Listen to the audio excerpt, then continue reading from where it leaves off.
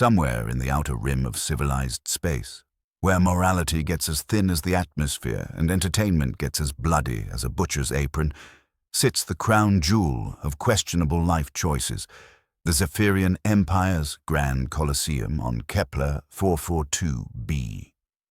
This magnificent testament to poor judgment spans roughly 12 square kilometers of what was once pristine alien landscape, now converted into a sprawling complex of death, dismemberment, and delightfully unethical gambling opportunities. The Zephyrians, bless their four-chambered hearts and complete lack of conscience, had perfected the art of turning violence into profit margins that would make a Ferengi weep with envy. Their gladiatorial entertainment industry generated more revenue than 3 agricultural worlds combined, which said something profound about galactic priorities. None of it particularly flattering. Every cycle, beings from across 17 systems flocked to witness the spectacular carnage, their wallets considerably heavier on arrival than departure. The betting circuits operated with the efficiency of a well-oiled death machine. Holographic displays flickered throughout the complex, showing odds that shifted faster than political allegiances during a coup. Spectators could wager on everything from first blood to final breath, with side bets available on limb count and creative dismemberment techniques. The house always won, naturally, but hope springs eternal in the hearts of degenerates with disposable income. Underground networks had evolved their own elaborate systems of inside information, bribery, and the occasional strategic poisoning. Nothing quite like a little performance-enhancing chemical warfare to swing those odds in your favor. The Zephyrian authorities turned the proverbial blind eye, all 6 of them in their case, because corruption was just another revenue stream in their diversified portfolio of moral bankruptcy. The human in question had arrived at this charming establishment through a series of bureaucratic mishaps that would have been hilarious if they weren't so potentially fatal. Captain Jake Morrison, though his name would soon become irrelevant in the grand scheme of survival, had been running a perfectly legitimate cargo route between Proxima Station and the Vega colonies when his luck decided to take an extended vacation. His modest freighter, the Rust Bucket, a name that reflected both his sense of humor and his ship's structural integrity, had been ambushed by Zephyrian raiders near the neutral zone. What should have been a simple robbery turned into an impromptu kidnapping when the boarding party's intelligence officer, a particularly dim specimen named Vexicala, misidentified humans as a docile entertainment species, suitable for arena combat. This classification error stemmed from a spectacularly inaccurate entry in the Galactic Species Database submitted by some overzealous xenobiologist who had apparently observed humans exclusively through diplomatic channels. According to official records, humans were primarily herbivorous, conflict-averse, and suitable for low-intensity exhibition matches. The irony was thick enough to cut with a vibroblade, considering humanity's rather impressive track record of turning entire planets into smoking craters over territorial disputes. The cargo hold had contained nothing more threatening than agricultural supplements and entertainment holodramas, but Morrison's defiant attitude during capture had sealed his fate. When asked to surrender peacefully, his response involved several anatomically impossible suggestions and a creative use of Earth profanity that left the translators smoking. The Zephyrians, interpreting this as adorable bravado from a harmless creature, found it amusing enough to warrant special treatment.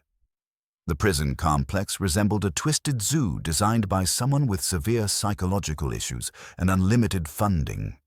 Transparent aluminum barriers separated various holding areas, each tailored to specific species requirements. The Thraxian mantis warriors occupied the high-temperature section, while the crystalline Shadar preferred their sub-zero accommodations. Every cell was monitored, catalogued, and optimized for keeping valuable livestock, because that's essentially what the prisoners had become, in prime fighting condition. The medical bay operated with efficiency that bordered on the obscene. Injuries were healed just enough to ensure future performance, but never quite completely. Scars were considered character development, and psychological trauma was simply seasoning for the entertainment value. The veterinary staff, they weren't dignified with the title of doctors, took particular pride in their ability to keep subjects functional despite horrific damage. Most notorious among the facility's attractions was the juvenile predator wing, a specialized section that housed the offspring of various apex species. These weren't pets or training animals. They were tomorrow's headliners, being raised in captivity to maximize their entertainment potential. The cubs, pups, and hatchlings lived in carefully controlled environments that balanced malnutrition with stimulation, creating perfectly conditioned killers with just enough desperation to make them interesting. 3 particular residents of this wing had garnered significant attention from the betting pools. The Vraxian cubs, young specimens of a species that combined the pack-hunting instincts of wolves with the telepathic coordination of a hive mind, had been orphaned when their parents died in a particularly spectacular double elimination match 6 months prior. Their crystalline claws could slice through most known materials, their bite force could crush titanium alloy, and their developing telepathic abilities allowed for hunting coordination that defied conventional tactical analysis. Arena Master Zixithala observed Morrison through the security feeds with the cold calculation of an accountant reviewing quarterly reports. The humans' continued defiance, despite 3 days of intimidation tactics, had become personally offensive. Lesser species typically broke within hours, accepting their fate with the resignation of livestock heading to slaughter. This particular specimen, however, had spent his confinement period making increasingly creative threats against Zephyrian anatomy and suggesting various improvements to facility management. The decision came with the casual cruelty that defined Zixithala's career advancement strategy. If the human wanted to maintain his aggressive posture, he could test it against something genuinely dangerous. The cubs needed feeding anyway, and live prey provided better nutritional value than the processed meat supplements in their diet. 2 problems. 1 solution: the mathematics of efficient resource management. The transport to the juvenile wing happened during the facility's quiet hours, when most staff were occupied with evening exhibitions. Morrison was dragged through corridors lined with holding cells, past creatures that represented the galaxy's most efficient methods of converting other life forms into component parts. The atmosphere was thick with the scent of industrial disinfectant, barely masking the underlying odors of fear, blood, and poorly maintained plumbing. The cub's enclosure was larger than standard prisoner cells, designed to accommodate pack dynamics and natural behaviors.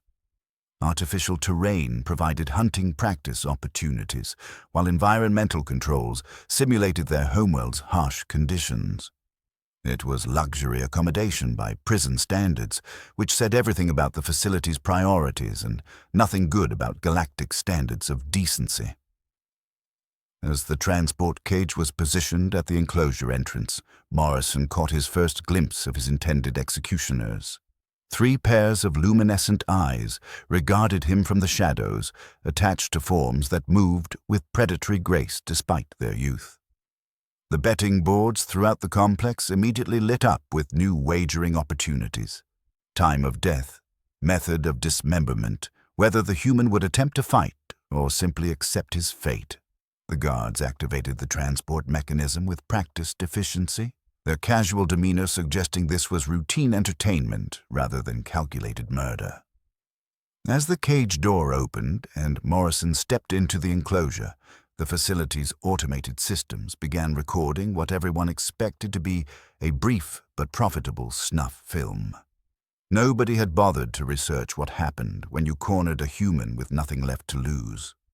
The first thing Morrison noticed wasn't the razor-sharp claws or the predatory grace. It was the way the largest cub's ears were pinned back in a gesture that had nothing to do with aggression and everything to do with uncertainty. 23 years of dealing with scared animals on various frontier worlds had given him an education that no xenobiology textbook could provide, And right now, his gut was telling him these weren't bloodthirsty killers preparing to feast on human tartar. They were terrified children. The enclosure fell into a silence so complete that the facility's ventilation system sounded like a thunderstorm. 3 juvenile Vraxians positioned themselves in a loose semicircle, their crystalline claws extended but trembling slightly, a detail the observation cameras probably couldn't detect, but Morrison's experienced eye caught immediately. Their telepathic bond was practically visible as waves of nervous energy, each cub's posture shifting in response to the other's emotional states. The largest, approximately the size of an earth wolf but built with the muscular density of something designed to hunt armored prey, took a hesitant step forward. Its coat was a deep midnight blue with silver markings that would eventually develop into the elaborate patterns of adult camouflage. The middle cub, slightly smaller but with noticeably more developed claws, flanked left with movements that screamed military formation despite being barely out of infancy. The third hung back, youngest and most obviously malnourished, with patches of fur missing that suggested stress-related grooming disorders. Morrison had exactly 3 seconds to make a decision that would determine whether he became dinner or something else entirely. His options, ranked by probability of continued breathing, ranged from aggressive dominance display to submission posture, to his personal favorite. Treat them like the scared kids they obviously are and see what happens. He sat down. Not the dramatic combat crouch that arena fighters adopted, not the defensive posture that prey animals instinctively assumed. He simply folded his legs and settled onto the artificial stone flooring with the casual air of someone who had all the time in the world. The gesture was so unexpected that all 3 cubs froze mid-stalk, their formation dissolving into confusion. The betting pools throughout the complex registered the first anomaly in their calculations. Sitting down was not standard human death throes behavior, according to their statistical models. Several high-stakes gamblers began nervously adjusting their wagers as the odds recalculation algorithms struggled to process this unprecedented variable. Morrison reached slowly into his prison jumpsuit pocket, moving with deliberate visibility to avoid triggering attack reflexes. His fingers found the pathetic remains of his last meal, a protein bar that had been processed into something resembling cardboard with delusions of nutritional value. He broke off a piece and placed it on the ground between himself and the cubs, then slid it forward with the gentle patience of someone coaxing feral cats from hiding. The largest cub's nostrils flared as unfamiliar scents registered. Human food was apparently not part of their regular diet, which made sense given that humans were supposed to be the main course rather than fellow diners. The telepathic connection between the 3 intensified, creating what looked like a silent conference call conducted entirely through meaningful stares and subtle ear movements. Hunger won the internal debate. The middle cub, apparently designated as the group's scout, approached the offering with steps so careful they could have been choreographed. Each paw placement was calculated, ready to spring backward if this turned out to be some elaborate trap. When nothing exploded, poisoned, or tried to grab it, the cub delicately picked up the protein bar fragment and retreated to a safe distance for analysis. The taste test involved approximately 47 different facial expressions, ranging from suspicious to disgusted to cautiously intrigued. Processed human food was evidently not a gourmet experience, but it was food, and these cubs had been surviving on whatever scraps the facility deemed sufficient to keep them alive but not thriving. Malnutrition was apparently part of the conditioning process. Desperate predators made better entertainment than well-fed ones. Morrison continued the feeding process with the methodical patience of someone who understood that trust was a currency earned in small denominations. Each piece of protein bar was offered the same way, placed carefully in neutral territory and allowed to be claimed without pressure. Gradually, the cub's formation shifted from hunting party to curious investigation committee. The youngest finally worked up enough courage to approach directly, hunger overcoming caution as the promised food supply continued without tricks or traps. When Morrison didn't grab for it, didn't make sudden movements, didn't do any of the threatening things that every other bipedal species in this facility had done, something fundamental shifted in the pack dynamics. The breakthrough came when the largest cub made a sound that was half growl, half whine, a vocalization that Morrison's animal handling experience translated as confused but not immediately hostile. He responded with a low, humming sound, something between a lullaby and white noise, pitched to be soothing rather than threatening. The cub's ears perked forward with surprise. Apparently, most species they encountered either screamed, threatened, or tried to establish dominance through volume and aggression. Morrison's approach was working because he was treating them as what they were, traumatized children who had been abandoned, mistreated, and conditioned to expect violence from every interaction. His gentle persistence was so far outside their experience that their instinctive responses had no framework for processing it. The telepathic bond that made them efficient pack hunters was now working in his favor, spreading the growing sense of maybe this one is different through their shared consciousness. By the time the facility's night cycle dimmed the enclosure lighting, the cubs had established a cautious perimeter around Morrison that was definitely not attack formation. They settled into resting positions that kept him in sight while maintaining escape routes, the compromise between curiosity and survival instinct that defined life for intelligent prey in hostile environments. The youngest had actually fallen asleep within arm's reach, exhaustion overcoming paranoia as the first decent meal in weeks took effect. The other two maintained watch with the dedication of professional bodyguards, but their posture had shifted from preparing to kill to protecting pack territory. Morrison found himself included in that territory through some process that probably violated several laws of nature and definitely wasn't covered in any xenobiology manual. The observation equipment dutifully recorded every moment of this unprecedented interspecies diplomacy, while betting algorithms crashed, trying to calculate odds-on outcomes that had never existed in their databases. Arena Master Zixathala would review the footage in the morning and discover that his simple feeding demonstration had somehow transformed into something that defied every assumption about human behavioral patterns.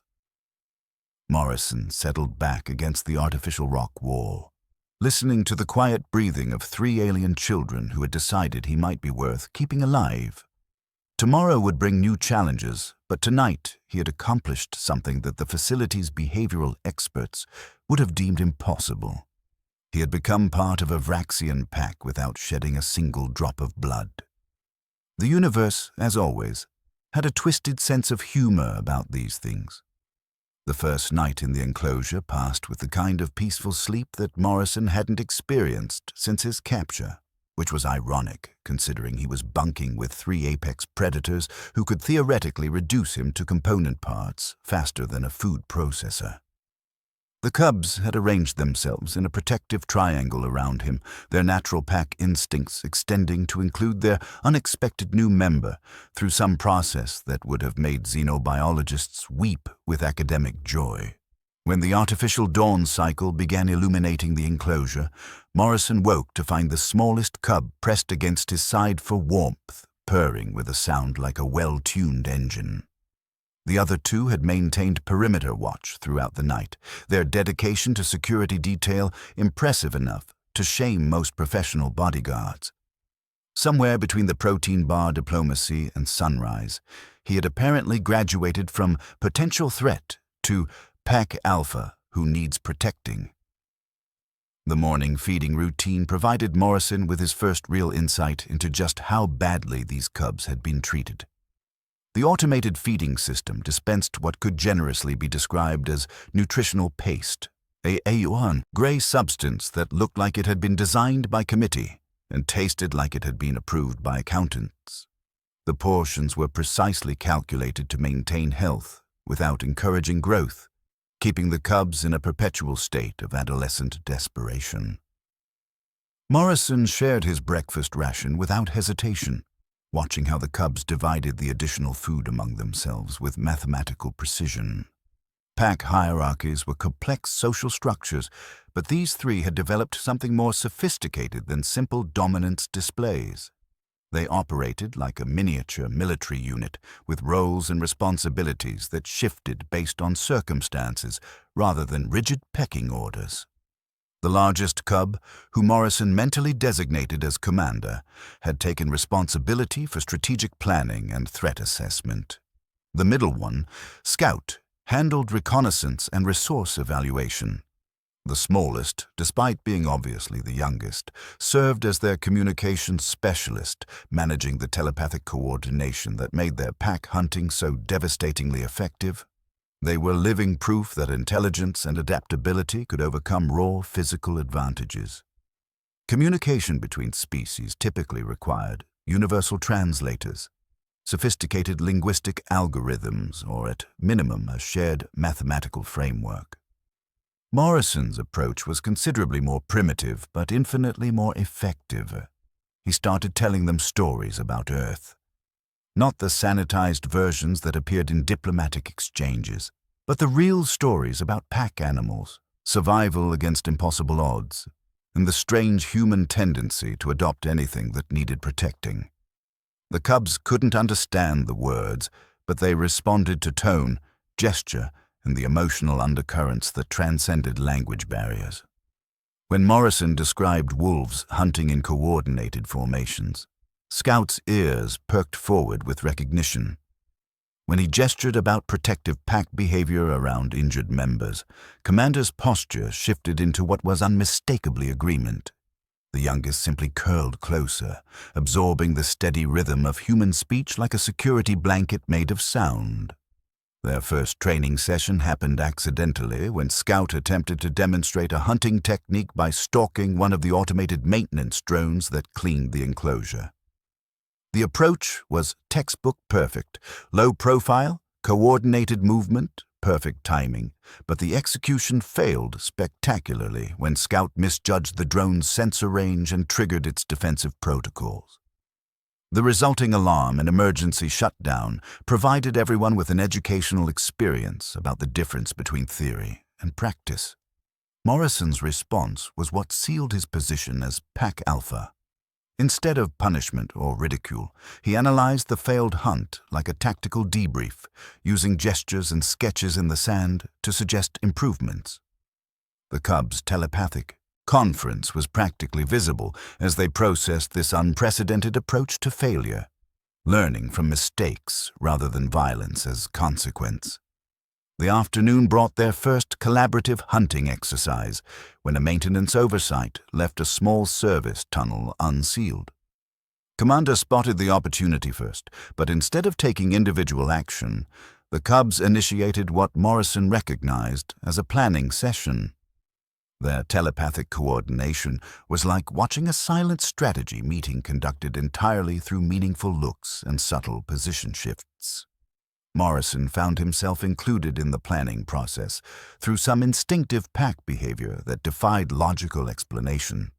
They showed him the target, demonstrated the approach routes, and waited for his input like subordinate officers briefing a commanding general. His suggestions, based on human military tactics rather than predator instincts, were absorbed, analyzed, and incorporated into their strategy with the efficiency of a computer processing new data. The hunt itself was poetry in motion. Scout secured the perimeter while Commander took point, with the youngest providing telepathic coordination and Morrison covering their retreat route. They moved through the service tunnel with the silent precision of Special Forces operators, demonstrating that their pack hunting abilities were sophisticated enough to adapt to any environment or prey type. The maintenance drone they retrieved was probably worth more than Morrison's entire cargo shipment, but that wasn't the point. The point was that they had operated as a unified team.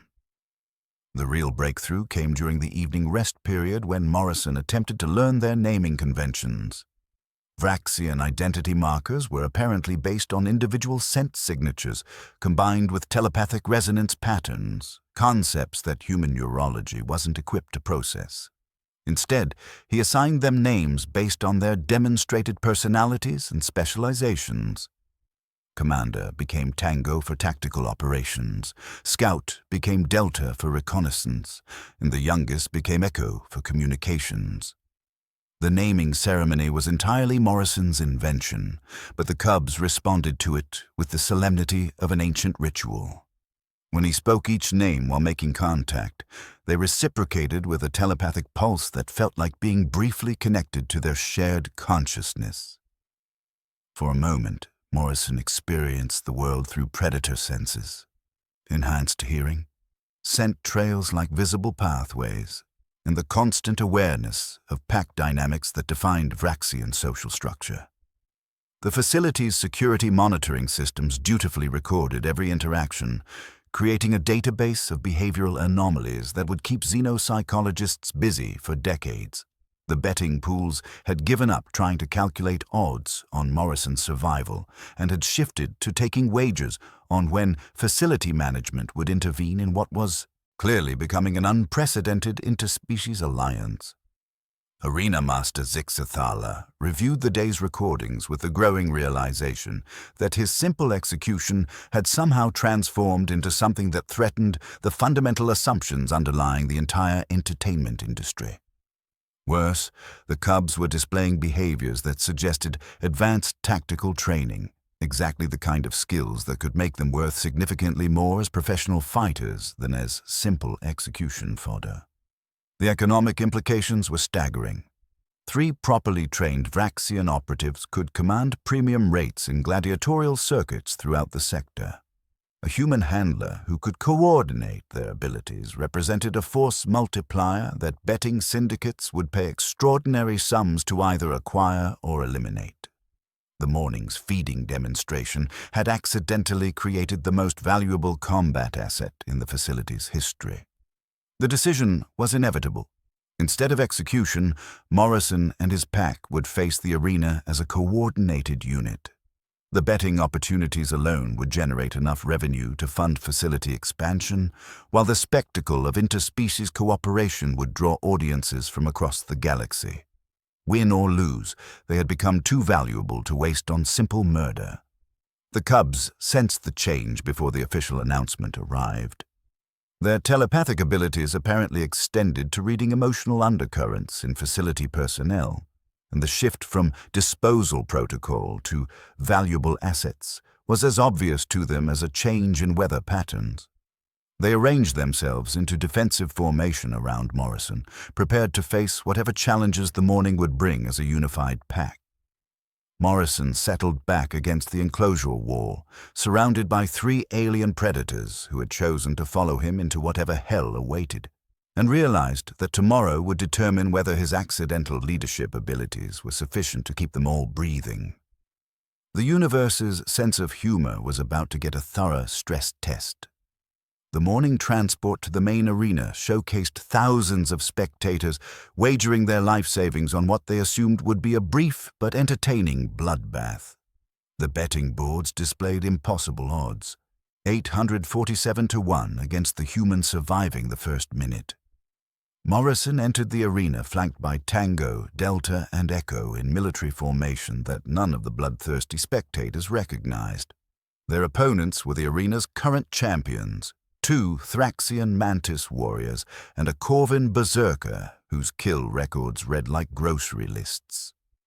The match began with a ceremonial horn that signaled sanctioned murder and immediately devolved into something that defied every assumption about human combat capabilities.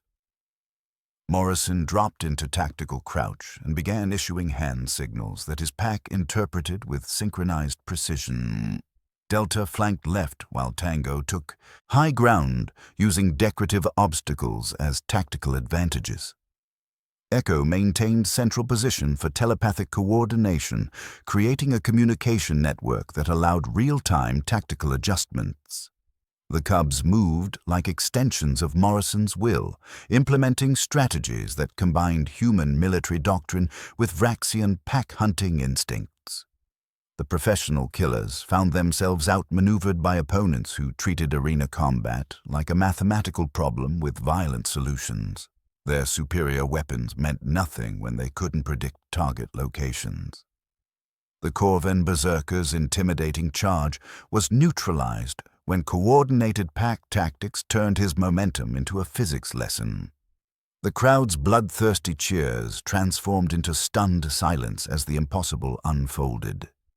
Victory came through superior intelligence and coordination rather than violence. Arena Master Zixathala watched his champions fall with dawning realization that he had accidentally created something unprecedented. The betting syndicates hemorrhaged credits while noble houses made discreet acquisition inquiries. Victory brought an offer Morrison couldn't refuse: freedom for all pack members, citizenship rights, and exclusive contracts as security consultants for the Zephyrian nobles who had lost spectacular sums betting against them. 6 months later, the former prisoners operated the most successful mercenary outfit in 3 systems, providing security services for the same criminal enterprises that had once caged them. The arena now hired them as training consultants, paying extraordinary sums for their expertise. The universe's irony was complete. The weak human had transformed apex predators into the most feared military unit in local space. The Zephyrians who captured him now competed for his services, while his rescued cubs grew into legendary warriors studied in military academies. The betting pools had learned their lesson.